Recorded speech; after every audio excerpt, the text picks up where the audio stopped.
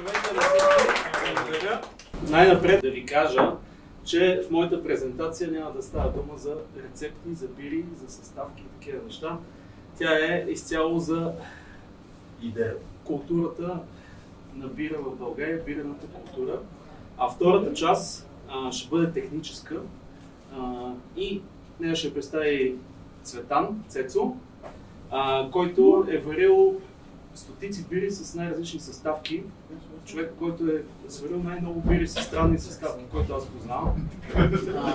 Така че той ще ви налее целият този опит в рамките на 15 минути и ще може да ги обсъждаме. Вече конкретно рецепти, съставки и така нататък.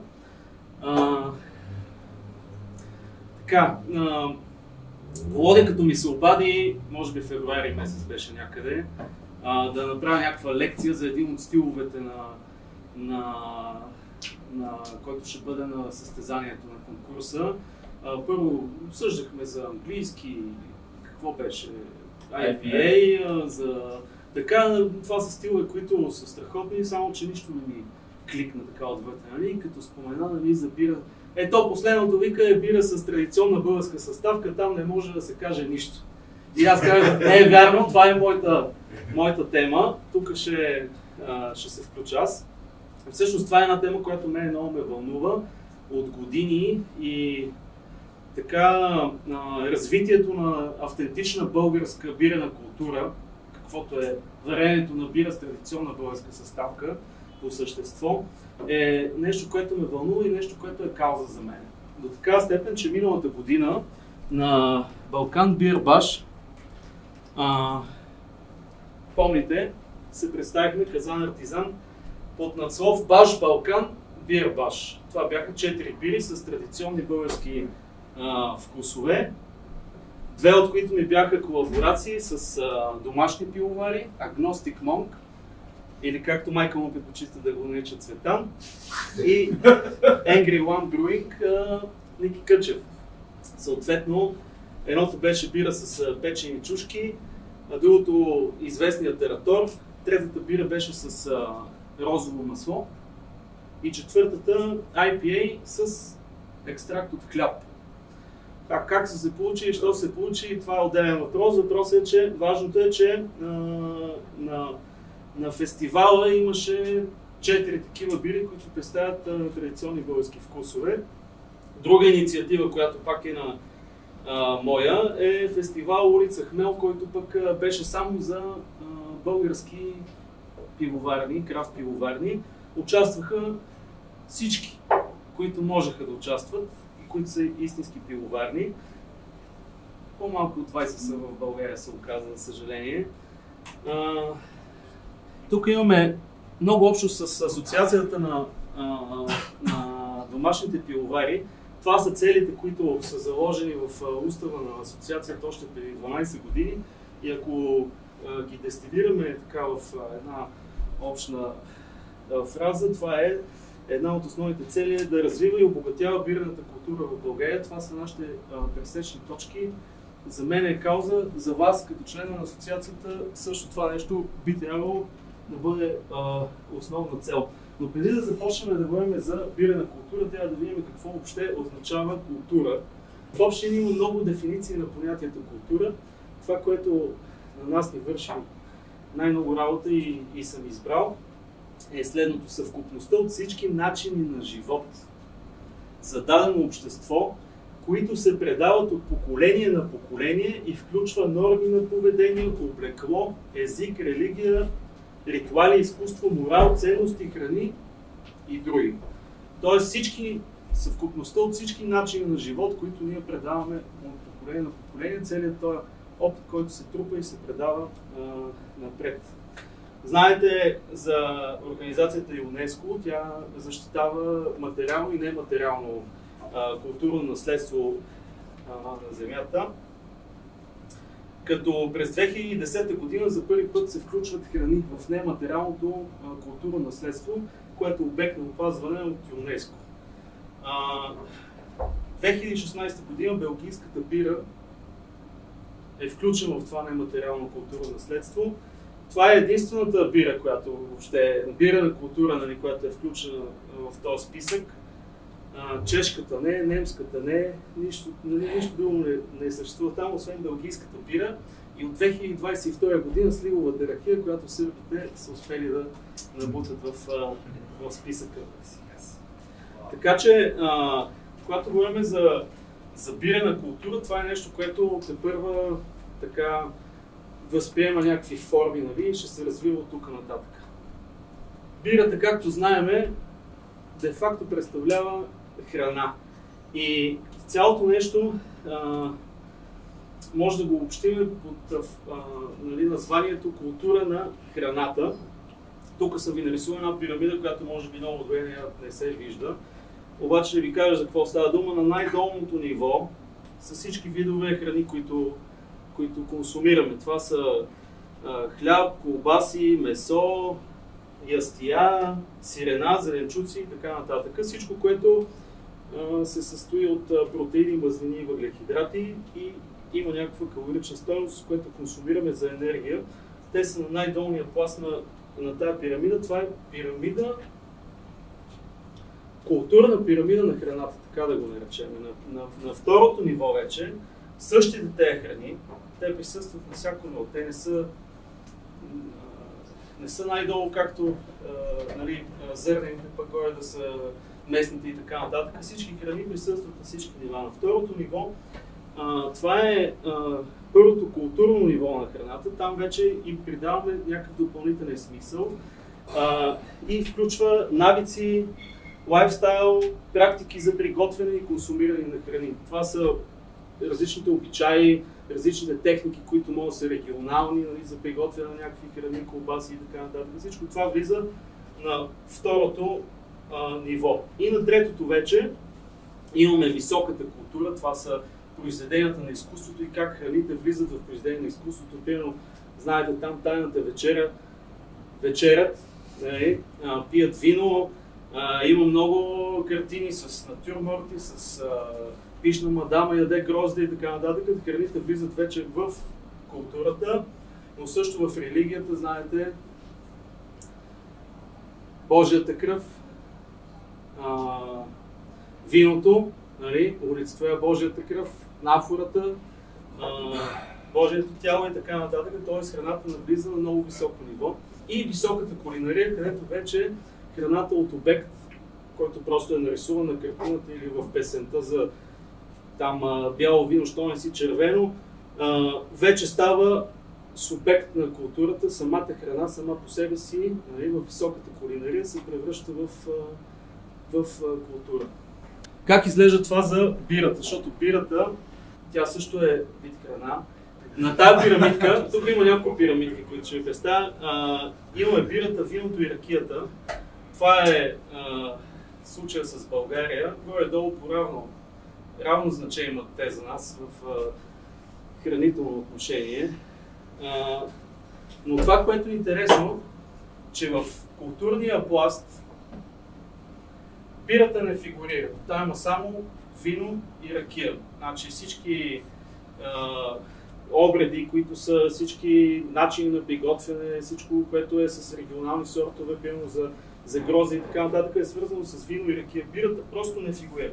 А същевременно България е една от топ държавите за пиене на бира на глава от населението. Ние консумираме 80 литра на година на глава от населението, което ни поставя на много висока позиция.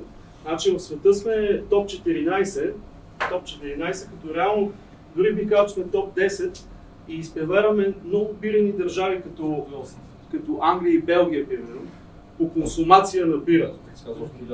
Защо ви казвам това? Защото се оказва, че ние консумираме страшно много бира, но ние нямаме никаква автентична бирена култура, която да стои, да произлиза от това нещо.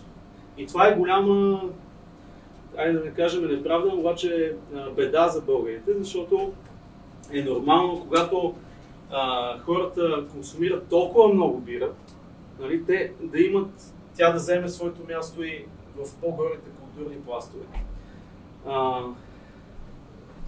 но ние българите реално от античността сме тракийско население, където са се занимавали главно с вино.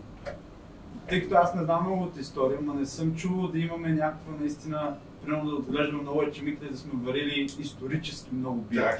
Исторически, точно така. Значи исторически не сме варили бира. Това е сравнително ново явление за българите. И оттам идва и това, че ние нямаме такава автентична, традиционна бирена култура, нали? Но е факт, че в момента се пие, и то не в момента от 50 години се пие страшно много бира. Защо в древността са пили квасно или нещо като бира? Не мога да ти отговоря за древността, обаче в обозримото минало, нали, което ние познаваме, са правили вино и ракия. Това са традиционните напитки за българина. И до ден днешен всеки си произвежда. Има домашно вино и ракия, има занаятчийски такива малки винарни, които произвеждат, има и винпроми, т.е. на всички нива го имаме това нещо. Освен това, виното и ракията са навлезли много сериозно в бита. Нали. Сега за всеки повод си има правилното вино, правилната ракия и така нататък. Бирата е само служи за смазка, за преглъщане на пържолите. Нали. За нищо друго. В общи, ако питате българина, бирата няма никаква друга история. Това е достатъчно. Самия факт, че поне в моя живот до сега, винаги на вечеря се пил бира. Зависи от яденето, ама главно обяд вечеря с бира. Точно така е. Значи, българина не е изключение това, което е това опит. Българина консумира огромно количество бира. Огромно. Обаче, от това не последва никакво развитие нагоре. И това е беда. Това е огромна беда. 99% от бирата е индустриална.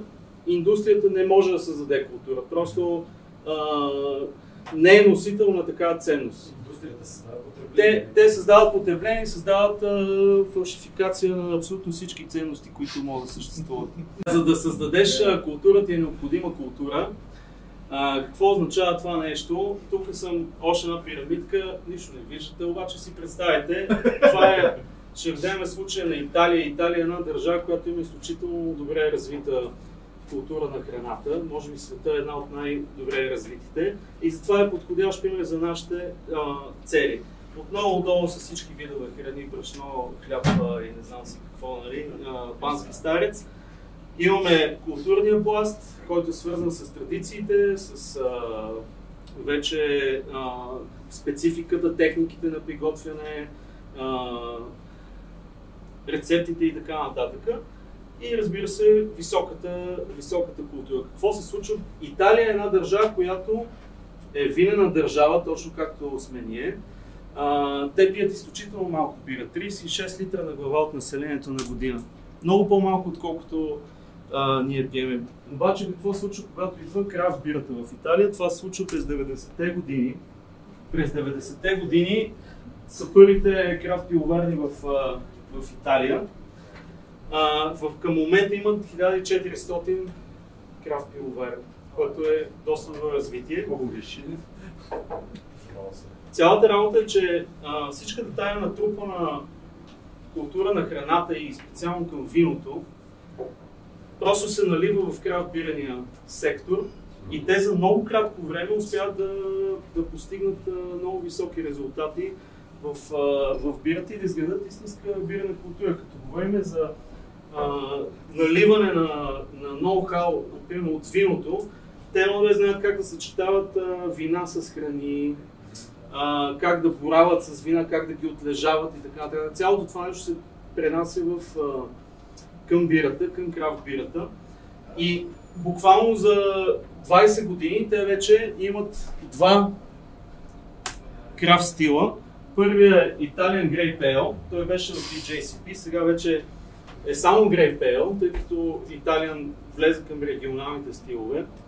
Но нали, това е смес на грозде с ечемичен малц и там съответната ферментация и така нататък. Но подходът към Italian Grey Pale, това, което те правят, е много сходен към както работят с вината. Те отлежават в бъчви, по-хубавите екземпляри са леко кисели, имат често бретономици, имат характер от отлежаването в бъчвата.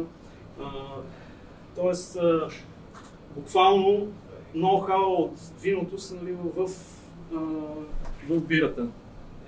И втори италианският пилзнер, който в момента е така голям тренд. Предполагам, че следващото издание на BJCP ще влезе като стил при лагерите. При италианския пилзнер няма нищо италианско. Да кажем, ако тук грозето да кажем италианско, в италианския пилзнер няма нищо италианско, но целият подход, който те имат към храната, защото това е някаква така отношение към храната. Те взимат нещо, което е обикновено една селска манджа, без значение каква, и започват да строят върху нея, да я надграждат, като стане нещо грандиозно, нещо страхотно. По същия начин един обикновен пилзнер, който е немски, правят сухо хмеляване с немски хмелове, по специален начин се отнасят с маята. Самите италиански пилзнери имат специфичен фенолен характер, нещо, което не е характерно за немските пилзнери. И в крайна сметка са успели да направят нещо, което е характеристично и което ще остане в BJCP и ще бъде разпознаваемо за целия свят като италиански пилзнер. Какво се случва в България в същото време? Това е нашата пирамидка. Както виждате, тя е много недоразвита, което е жалкото. Ние наистина имаме много хубава основа от всички тия храни, които нашите баби, дядовци ние ядеме и които са характерни за Балканите. Имаме основата, но всичко, което е нагоре, просто е недоразвито. Примерно, кой от вас е ял от зеленото сирене там от поречието на река Осъм? Колко от вас са яли това нещо? Малко. Аз дори не съм го чувал. Така. Но само от желание. Искам да кажа, че това е нещо, което съществува, това е нещо, което има много голям потенциал в простото зелено сирене, само че нито един комерциален производител не се е хванал да го разработи като продукт и да го има да е достъпно в магазините за всички. Има много такива скрити богатства в българската кулинария и в българското хранително наследство, които просто не са разпознати и не са развити. И затова нашата пирамидка, вместо да се извисява нагоре, естествено не искам да сравнявам България и Италия, те са 60 милиона държава, но въпреки всичко има много огромно развитие, може да претърпи това нещо, стига да има такова разбиране в обществото и хората да се опитват да надграждат и да го възприемат за някаква голяма ценност. Какво се случва, като идва крафт бирата в България? Абсолютно нищо не се случва. Ние имаме една много малка крафт бирана индустрия с 25 крафт пивоварни прекосили. Просто ние си мислиме, че имаме повече, обаче реалността е, че те са 20. Буквално са 20. Нищожно е и ако чакаме тези 25 пивоварни да развият някаква автентична бирена култура, ще минат 500 години докато това се случи. Просто няма как да стане. Това, което трябва да стане е от нашата културна пирамидка, просто каквото може да се прелее в крафт бирата и това нещо може да стане само с домашните пивовари. Защото просто ако 200 човека сварят бира с автентична българска съставка, всеки е от някакъв край на България. Всеки има някакви специфични впечатления в главата си от детството, от неговия край, за специфични продукти, за специфични ястия, които е пробвал, които са, как да кажа, уникални за различните региони на България. Ако всеки се замисли и се опита да направи бира с автентична българска съставка, за много кратко време, буквално в рамките на следващия конкурс, който ще бъде през октомври месец, ние ще направим огромна стъпка към това да развиеме автентична българска бирена култура, което естествено е само една от стъпките, нали? Но е важно да се правят тия стъпки, иначе никога няма да се случи. Тази бира популярна в света, както с тези две, ще влезна там в стиловите характеристики. Ако правиме бира с автентични съставки от рода на вечни чушки литература, това по-скоро е екзотика. Това е екзотика. Вярно е това нещо, обаче екзотика или не... Аз къщи всяка вечер, аз харесвам тази старатора. С чушките не съм пил, но старатора съм пил и ми харесва. Ама не е нещо, което си го пие вкъщи, деца да всяка вечер и...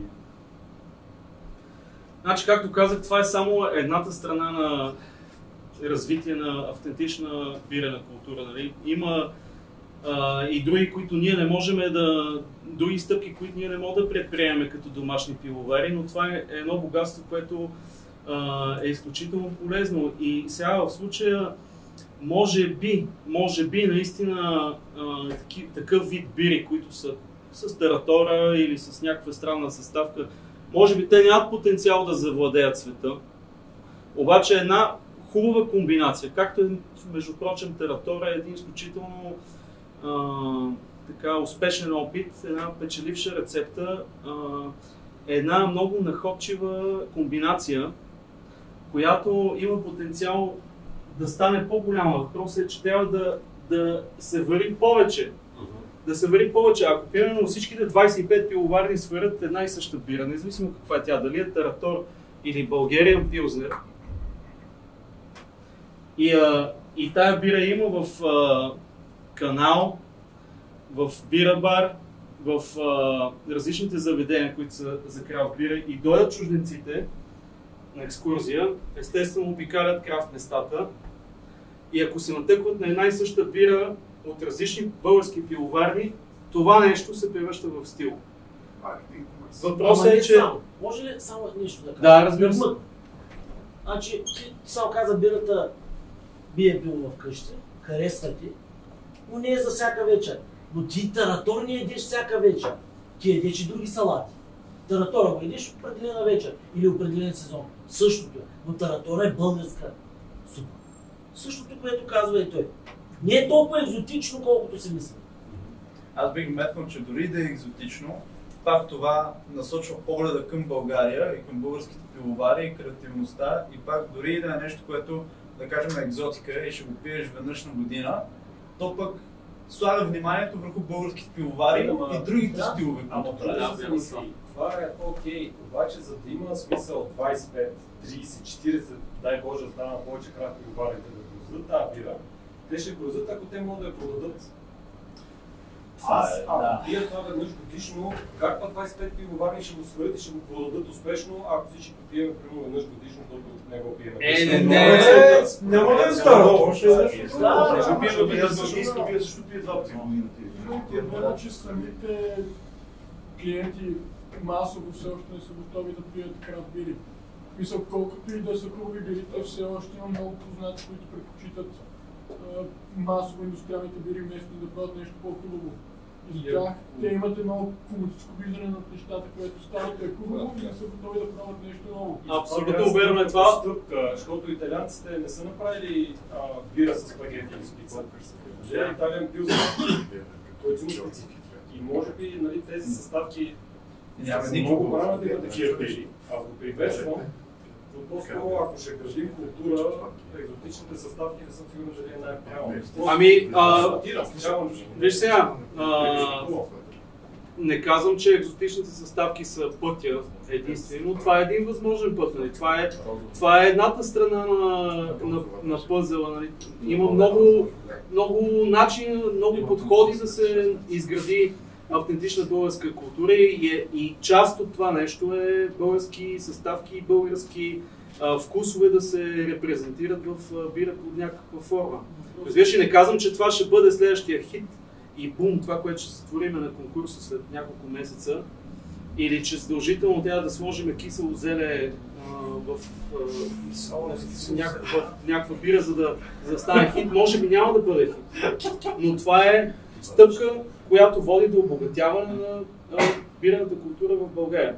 Друго нещо има, значи стига да успеем да направим наистина нещо сполучливо и достатъчно просто, така че да може да се възпроизвежда.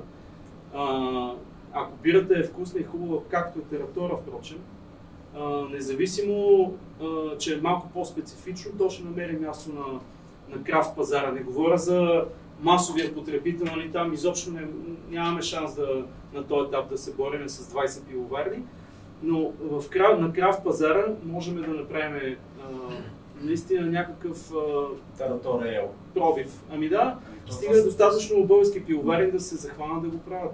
Тератор не е лесно бира. Извинявай се, че те прекъсвам. Аз не искам да се вторачваме в конкретния паралел. Просто Тератор е много добра, успешна бира и комбинация. И е малко продължение това, което казах и в началото. Когато е чужденец на гости, питайте какво да ям. И ти ще му кажеш, пробвай баница, пробвай шкембе, пробвай Тератор, пробвай жорска салата, нали? В този смисъл, просто както каза Ицо, пренасяме този един характерен вкус и във формата на бира. Имаме като още една опция. Не се вторачваме конкретно в тази форма на бирата, но пак е един канал, който върви. Но за да създадем правилна култура за бирата, не е ли по-правилно да търсим масово възпроизвеждане на тази бира, за да може да има повече достъпност за повече хора? Тъй като Италия се дава своята култура на бира, то ще са хората, които са употребили това нещо.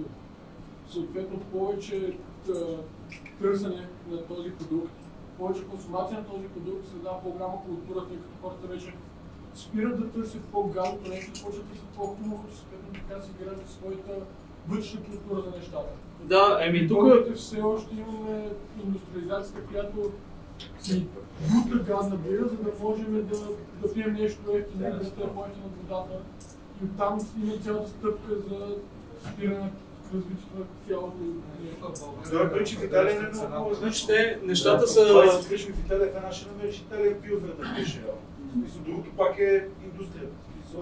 И там губуват хората, но просто са една-две-три стъпки по-напред от нас. Значи дори в най-развитите пазари на крафт бира, пак 80% от бирата е индустриална. Нали? Тоест на повечето места от 8 от 10 ще намериш само индустриална бира. Ние не говорим тук за революция в бирения живот в България. Нали? С 25 кг това не може да се случи.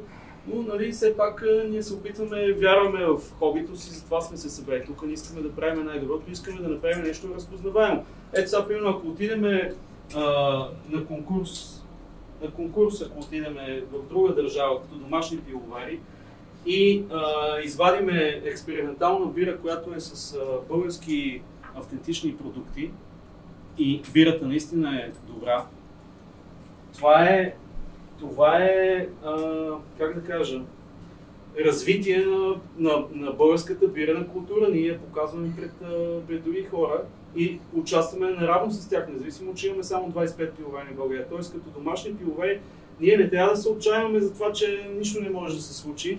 Ние трябва да направим това, което е възможно по силите ни, а пък вече кога ще се развие пазара, нали, по такъв начин, че тия усилия да имат реален ефект, може никога да не стане.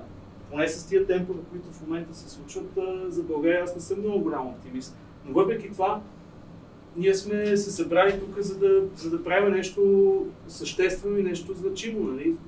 Всеки иска да направи най-добрата бира, да се представи на конкурс, да спечели първо място награда или просто да си осъществи собствените амбиции по някаква форма.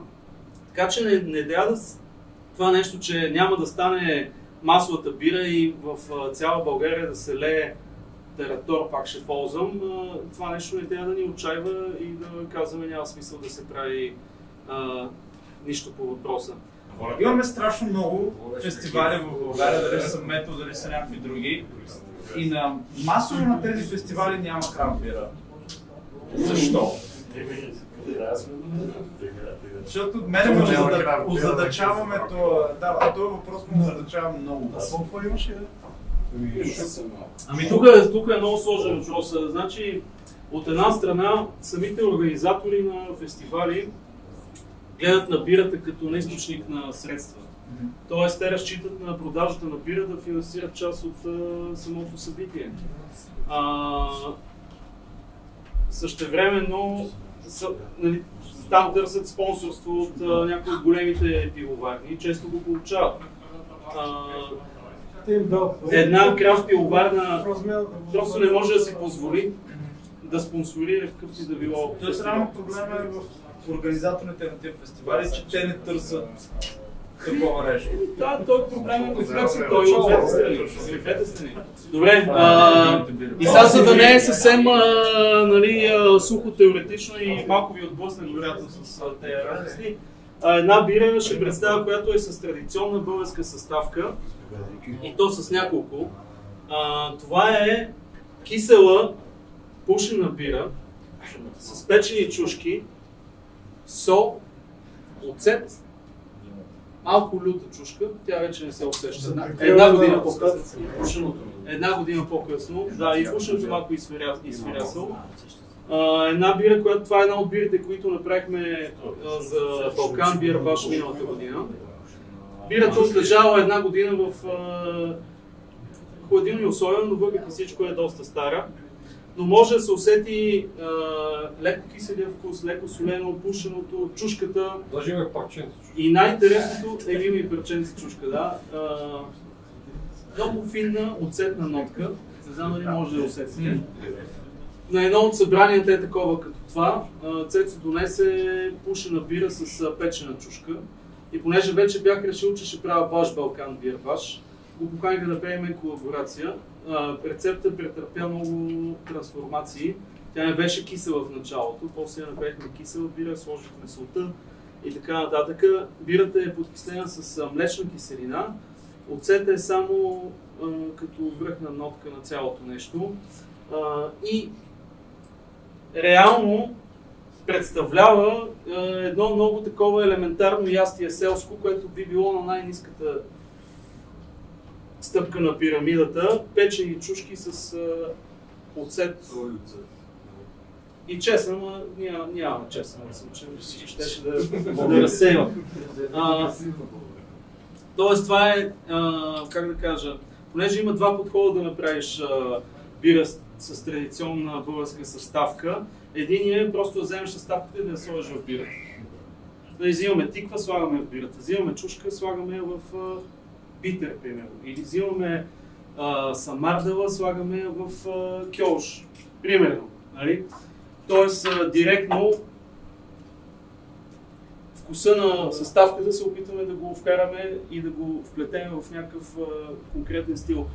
Другия подход е едно цяло ястие, като примерно в случая печените чушки, таратора, също е такава синтезна, бих казал, бира, нали? Нещо, което взимаме една цяла концепция за едно ястие и се опитваме да я пресъздадем в бирата. Тоест не е директно да сложим самата съставка. Това е малко по-сложно, това е, че е експериментална бира, нали? Не е точно към един установен стил да добавиш круша или някакъв редък сорт ечемик, който расте там само в твоето село, което е възможност, нали? Възможност е да се направи по този начин бира с традиционна българска съставка. И двата са валидни, може да стане изключително хубаво и с първия подход, и с втория подход. Просто всеки трябва да си намисли и да се порови в собствената си библиотека, така с вкусове, какво би могло да му свърши работа.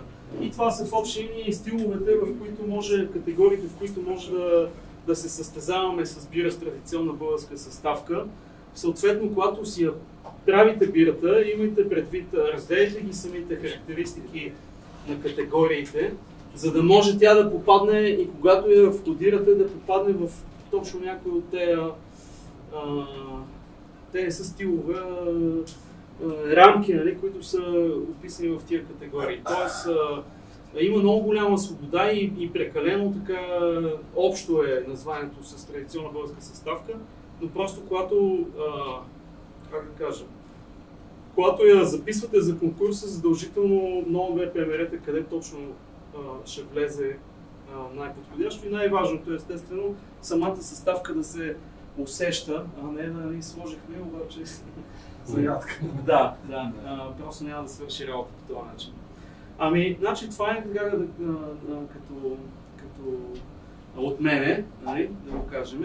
И сега ще дам думата на Цецо, който ще представя сигурно 200 или 300 бири, които е варил с най-различни треви и така нататък. Начинът, по който се влагат и съответно ще може след това да задаваме въпроси. Ти как сложи еди кое си, нали? Усещаш ли се, не се усещаш ли и така нататък, по-техническа част. Така че благодаря ви за вниманието.